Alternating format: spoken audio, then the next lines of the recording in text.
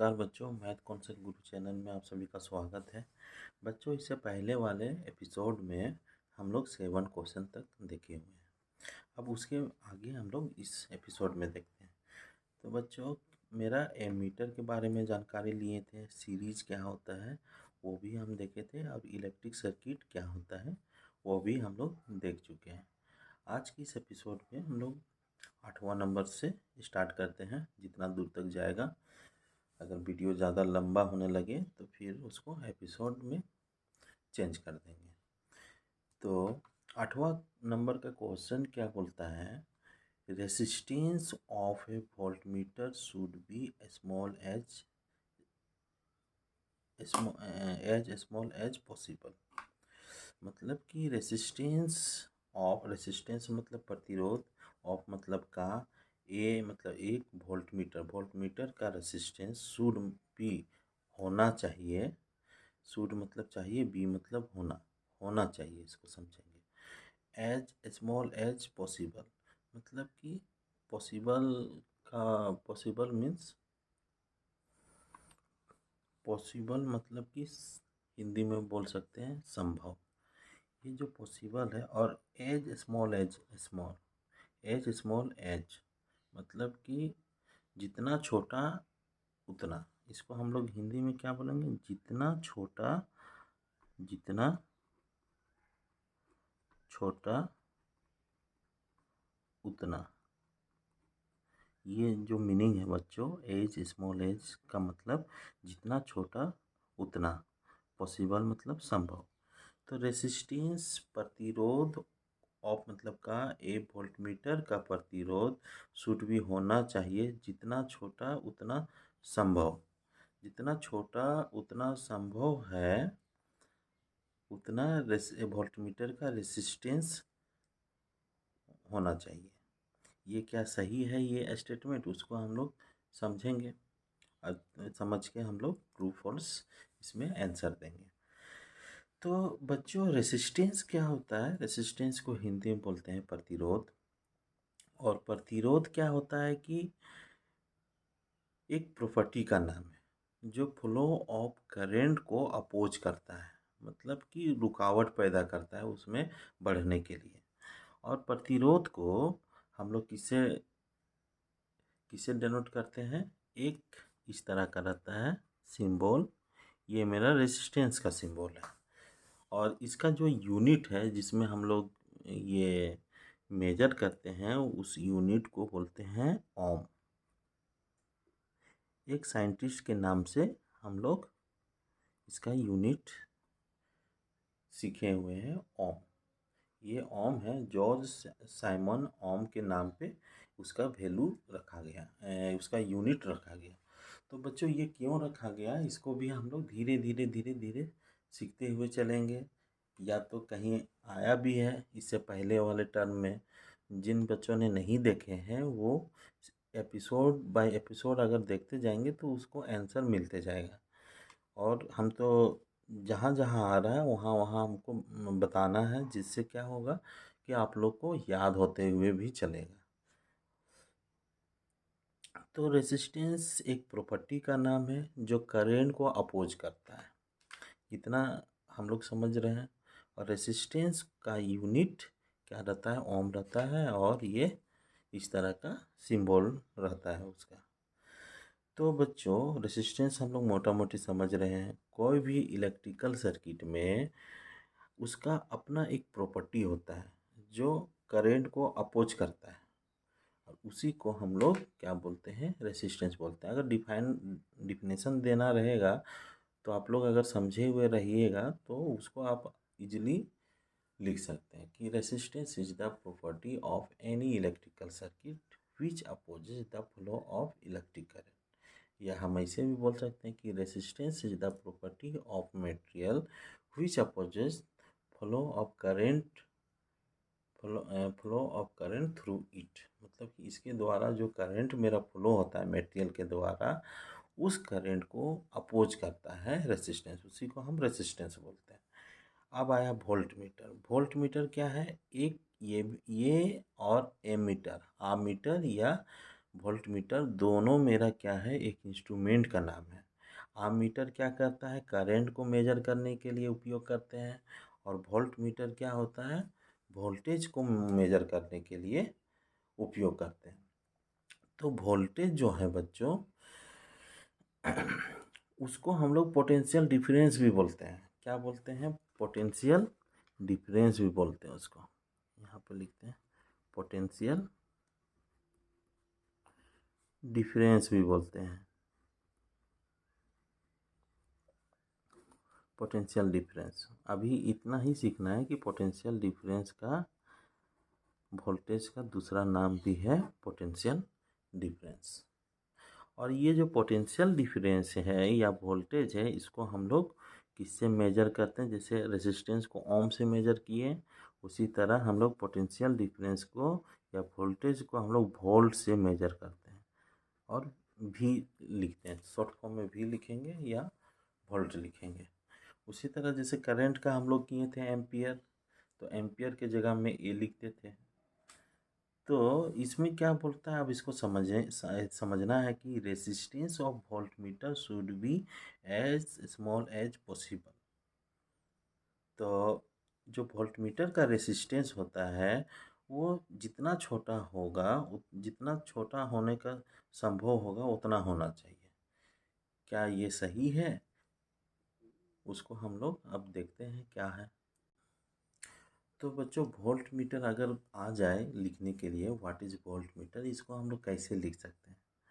तो volt meter क्या है, a voltmeter is a measuring instrument. सबसे पहले हमको ये सेंटेंस को याद रखना है कि वोल्ट मीटर क्या है, एक मेजरिंग इंस्ट्रूमेंट है। इंस्ट्रूमेंट का मतलब जो हम लोग मेजर उजर करने के लिए एक डिवाइस बोल सकते हैं, एक तरह का, जो हमको क्या करता है, यूज मतलब उपयोग करते हैं। Measuring electric potential difference between 2 point in electrical circuit. Measuring मतलब मापना, electrical potential difference, electric potential difference या electrical potential difference. Potential difference क्या है बच्चों, ये एनर्जी है। जैसे हम लोग इससे पहले वाले एपिसोड में हम लोग देखे थे, पोटेंशियल क्या होता है, स्थितिज ऊर्जा। स्थिति के कारण जो ऊर्जा है उसको हम लोग बोलते हैं पोटेंशियल एनर्जी। जैसे क्या होता है कि जो हम लोग घर का टंकी जो छत में लगाते हैं, उसमें पानी भरा हुआ रहता है, उस पानी में क्या रहता है कि काम करने का क्षमता रहता है।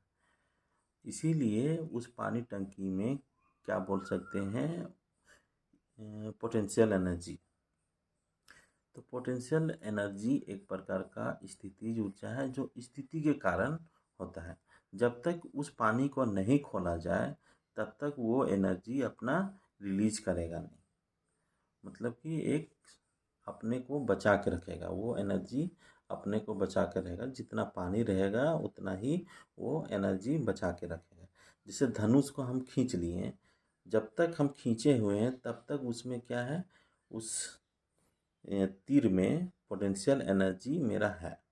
जब छोड़ देंगे तो वो क्या करेगा कि रिलीज हो जाएगा एनर्जी, और वो यूज कर लेंगे दूसरे फॉर्म में। जैसे बहुत सारा है, जैसे हम गन भी जैसे खींच लेते हैं, जैसे पुलिस वगैरह में आप लोग देखिएगा, मूवी वूवी में गन को खींच लेता है पीछे और छोड़ देता है। जब तक ट्रिगर नहीं दबाता है तब तक उसमें एक एनर्जी रहता है, वही एनर्जी क्या है, पोटेंशियल एनर्जी है। उसी तरह इलेक्ट्रिकल पोटेंशियल एनर्जी भी उसी तरह है कि बैटरी में हम रखे हुए हैं, जब तक हम सर्किट कंप्लीट करेंगे नहीं तब तक वो एनर्जी फ्लो नहीं करेगा। तो इलेक्ट्रिक पोटेंशियल एनर्जी और जो पोटेंशियल एनर्जी है एक ही चीज़ है, कोई अलग चीज़ नहीं है। दोनों एनर्जी है, तो एनर्जी एक जैसा है, केवल उसका रूप देखने में अलग अलग रहा है। तो electric potential difference between 2 point इन इलेक्ट्रिक सर्किट। तो बच्चों, एक हम देखते हैं क्या होता है। इलेक्ट्रिक सर्किट तो समझे हुए हैं कि एक क्लोज पाथ होता है जिसमें करंट मेरा फ्लो करता है। मान लीजिए एक इलेक्ट्रिक बल्ब है, इलेक्ट्रिक बल्ब, वोल्टमीटर तो समझ गए। एक इलेक्ट्रिक बल्ब है, इसमें एक स्विच लगा दिए ऑन ऑफ करने के लिए, और एक एमीटर लगा दिए इसमें करंट को मेजर करने के लिए, और एक हम मेन चीज़ लगाए हैं जिसके बिना सर्किट अधूरा है, वो है बैटरी या सेल। ये जो बच्चों ये हम सिंबल भी बनाते जा रहे हैं। ये बैटरी का सिंबल है, ये एमीटर का सिंबल है, ये बल्ब का सिंबल है, और ये मेरा क्या है, स्विच या की का सिंबल है। ये हम बतला रहे हैं काहे कि कभी भी अगर सिंबल पूछ दे तो हम कंफ्यूज नहीं होना है। तो ये एमीटर का देखिए, इसमें आप करंट कैसे निकलेगा, बैटरी हम जोड़ दिए, अभी करंट जाएगा नहीं। क्यों नहीं जाएगा, यहाँ पे देखिए स्विच खुला हुआ है। जैसे आप टॉर्च का या घर का जो स्विच जैसे दबाते हैं, वैसे ही मेरा क्या होता है कि सर्किट कंप्लीट हो जाता है और मेरा करंट मेरा उसमें बहने लगता है। तो इस ये बल्ब अभी नहीं जलेगा, तब तक नहीं जलेगा जब तक ये स्विच ऑन ना करे। अब हम क्या करते हैं कि स्विच को हम ऑन कर देते हैं। ऑन किए तो इसमें क्या होगा कि सर्किट कंप्लीट हो गया, ऐसे गया, यहाँ देखिएगा, आप चलिएगा तार से तार, तो ऐसे जाके ऐसे आ गया। तो ये मेरा सर्किट मेरा कंप्लीट हो गया। अब सर्किट जैसे कंप्लीट होगा, इसको ऑन करेंगे तो मेरा सर्किट कंप्लीट होगा और यहाँ से करंट मेरा आ जाएगा। ये करंट आएगा, एमीटर में घुसेगा, फिर दूसरा टर्मिनल से निकलेगा, फिर स्विच से होते हुए यहाँ पे बल्ब में जाएगा। ये फिलामेंट किसका रहता है, याद रखिएगा, टंगस्टन का। ये बल्ब का फिलामेंट किसका रहता है, टंगस्टन का, क्योंकि उसका मेल्टिंग पॉइंट बहुत हाई रहता है। 3380 डिग्री सेंटीग्रेड के बराबर होता है मेल्टिंग पॉइंट। और जैसे यहाँ पे आया करेंट, वो क्या किया कि अपना जो ये एनर्जी था, बैटरी में क्या होगा, पोटेंशियल एनर्जी होगा, और ये यहाँ से सर्किट जब कंप्लीट किया तो करंट मेरा बहने लगा, और यहाँ पे फिलामेंट क्या किया, लाइट, ये फिलामेंट लाइट जैसा चमकने लगा, और ये बल्ब मेरा जल गया। जैसे हम लोग बोल सकते हैं कि लाइट मेरा जल गया, और उससे मेरा क्या मिल गया, लाइट मिल गया। यहाँ पे कभी कभी बोल देता है, ट्रू फॉल्स में हम लोग देखे हैं, यहाँ पे नाइक्रोम लगा सकते हैं, नहीं लगा सकते। क्यों, नाइक्रोम हीट ज़्यादा देता है, लाइट कम देता है, और ये जो टंगस्टन है, टंगस्टन क्या करता है, लाइट ज़्यादा देता है और हीट कम देता है। तो इस तरह का मेरा सर्किट कंप्लीट हो गया। और याद रखना है कि जितना करंट निकल रहा है उतना ही करंट हम अंदर जाएगा बैटरी का, क्योंकि एनर्जी क्या होता है, संरक्षित रहता है, कंजर्व रहता है। एनर्जी को ना हम लोग कुछ उत्पन्न कर सकते हैं, ना ही उसको हम बर्बाद कर सकते हैं। केवल एक फॉर्म से दूसरे फॉर्म में हम लोग ट्रांसफ़र कर सकते हैं, मतलब कि कन्वर्ट दूसरे रूप में वो दिख सकता है। तो जैसे यहाँ पे स्विच ऑन किए, मेरा बल्ब मेरा जल गया, मतलब कि करंट ऐसे गया है ये। यहाँ से सीखिए बच्चों कि एमीटर कैसा कनेक्टेड रहता है, सीरीज में कनेक्टेड रहता है। सीरीज में कनेक्टेड क्यों रहता है, हम लोग देखे हुए हैं इससे पहले। अगर पैरेलल में रहेगा, पैरेलल मीन्स एक साथ इस तरह का जुटा हुआ रहेगा, इस तरह का पैरेलल में रहेगा, तो करंट यहाँ पे आएगा और बढ़ जाएगा, I1 I2 I3, और यहाँ से चला जाएगा। जितना करंट आया उतना ही करंट निकलेगा। ये किरचॉफ्स का करंट लॉ हमको सिखाता है। तो ये हम जो वर्ड बोल रहे हैं किरचॉफ्स, ये सब भी आपको दिमाग में चलना चाहिए। तो मेरा क्या हो गया, एमीटर किस में कनेक्टेड है, सीरीज में कनेक्टेड है। सीरीज में क्या होता है कि करंट इस तरह का एक के बाद एक कनेक्शन रहता है, इसी को बोलते हैं इन टू इन कनेक्शन। तो इस तरह के कनेक्शन को इन टू इन कनेक्शन बोलते हैं। तो देखिए, यहाँ से यहाँ एमीटर गया, फिर यहाँ स्विच गया, इस तरह का कनेक्शन मेरा क्या कहलाया, सीरीज कनेक्शन कहलाया। अब हम लोग का जो क्वेश्चंस है, क्या बोलता है कि a voltmeter is measuring instrument. ये डिफिनेशन हमको पता चल गया है। क्वेश्चंस में मेरा क्या बोलता है कि resistance of voltmeter should be small as possible. मतलब कि रेसिस्टेंस, वोल्टमीटर का रेसिस्टेंस कितना संभव हो सके तो जितना छोटा उतना होता है रेसिस्टेंस। अब देखिए बच्चों क्या होता है, रेसिस्टेंस के बारे में थोड़ा सा यहाँ भी हम लोग देखेंगे। रेसिस्टेंस, रेसिस्टेंस को बोलते हैं प्रतिरोध। हिंदी में क्या बोलते हैं? प्रतिरोध बोलते हैं। प्रतिरोध बोलते हैं। रेसिस्टेंस क्या है?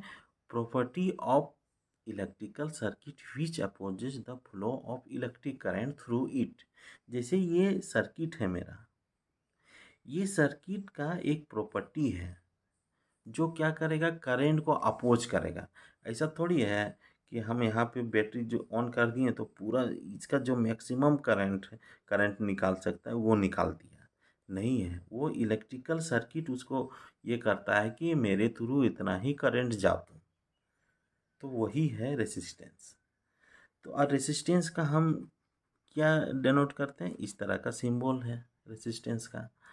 तो हम लोग रेसिस्टेंस को मोटा मोटी समझ चुके हैं। अब इसमें क्या है, बच्चों कि याद रखना है कि जितना कम रेसिस्टेंस रहेगा उतना ज़्यादा करंट फ्लो करेगा। याद रखना है, जितना कम रेसिस्टेंस रहेगा, कम रहेगा, उसमें ज़्यादा करंट फ्लो करेगा, और जितना ज़्यादा रेसिस्टेंस रहेगा उतना ही कम करंट फ्लो करेगा। ये सीखना है, याद रखना है कि अभी हम लोग याद रख रहे हैं कि जितना रेसिस्टेंस कम रहेगा उसमें ज़्यादा करंट फ्लो करेगा, और जितना रेसिस्टेंस ज़्यादा रहेगा उतना कम करंट फ्लो करेगा। तो क्या बोल सकते हैं कि I is inversely proportional to resistance. क्या बोल सकते हैं कि जो करंट है, रेसिस्टेंस ज़्यादा रहेगा तो करंट कम जाएगा, और रेसिस्टेंस कम रहेगा तो वो ज़्यादा जाएगा। ये याद रखिएगा आप लोग। उल्टा होता है कि रेसिस्टेंस ज़्यादा रहेगा तो करंट कम जाएगा, और रेसिस्टेंस कम रहेगा तो करंट ज़्यादा जाएगा। ये आप लोग याद रखिएगा। इसमें क्या है, कभी कभी क्वेश्चन पूछ देता है कि एमीटर में रेसिस्टेंस का वैल्यू क्या रहना चाहिए। ऑब्जेक्टिव में क्वेश्चन पूछ देता है कि कम रहना चाहिए, ज़्यादा होना चाहिए, फिर मतलब कि इसी तरह का कुछ ऑप्शन दे देता है, 4 उसमें से टिक मारना रहता है। तो बच्चों जो एमीटर का रेसिस्टेंस है वो कम होना चाहिए। क्यों कम होना चाहिए? अगर हम एमीटर को हम कनेक्ट कर दिए इलेक्ट्रिकल सर्किट में, उसका तो काम है करंट को मेजर करने के लिए। अगर हम यही रेसिस्टेंस ज़्यादा हो जाएगा तो इलेक्ट्रिक सर्किट का रेसिस्टेंस को और बढ़ा देगा, तो मेरा क्या हो जाएगा, करंट मेरा कम हो जाएगा। तो एमीटर का रेसिस्टेंस कैसा होना चाहिए? कम होना चाहिए, जिससे करंट को अपोज कम मिले, और जो आइडियली मतलब आदर्श रूप से एमीटर का रेसिस्टेंस 0 के बराबर होना चाहिए। अब जो वोल्ट मीटर है बच्चों, वोल्ट मीटर को भी ऐसे लिखते हैं और इस तरह का सिंबल हम लोग यूज करते हैं। वोल्ट मीटर से क्या है, पोटेंशियल डिफरेंस मेजर करना है या वोल्टेज मेजर करना है। उसको हम लोग किस तरह का कनेक्टेड करते हैं, इसको देखिए। इसको आप कैसे बना सकते हैं, इसको एक सिंपल सा सर्किट है। बल्ब को बनाने के लिए एक सिंपल सा रेसिस्टेंस लगा दिए इस तरह का, यही मेरा बल्ब है। अब ये मेरा स्विच है, ये मेरा एमीटर है, ये मेरा बैटरी है। इस तरह का हम कनेक्ट कर दिए, तो ये बल्ब की जगह पे हम ये लिख सकते हैं। तो हम लोग इस तरह का भी लिख सकते हैं। अब जो वोल्ट मीटर का जो कनेक्शन है बच्चों, इसको हम तो एमीटर को सीरीज में कनेक्ट किए। अब वोल्ट मीटर को हम लोग किस तरह कनेक्ट करेंगे,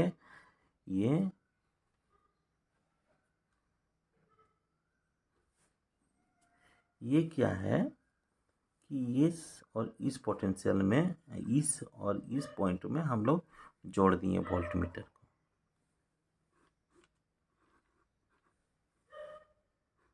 अब देखिए बल्ब के साथ ये है तो करंट क्या हो जाएगा, दोनों में बढ़ जाएगा।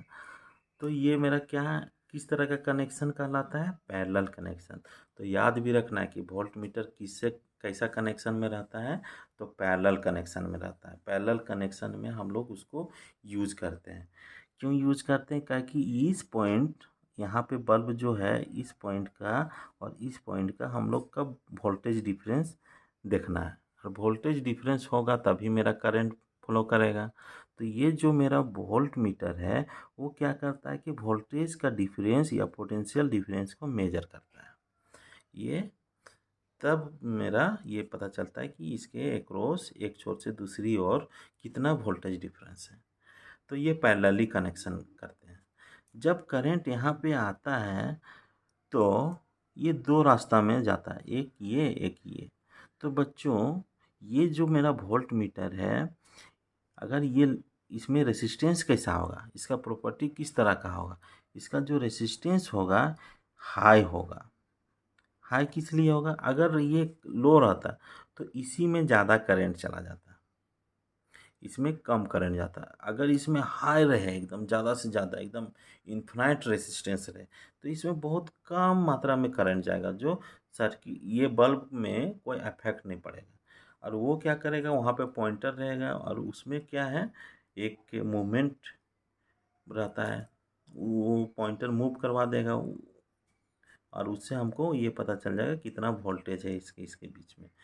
तो वोल्ट मीटर को हमेशा सीरीज में कनेक्ट करते हैं, एमीटर को वोल्ट मीटर को पैरेलल में कनेक्ट करते हैं, सॉरी, वोल्ट मीटर को पैरेलल में कनेक्ट करते हैं और एमीटर को सीरीज में कनेक्ट करते हैं।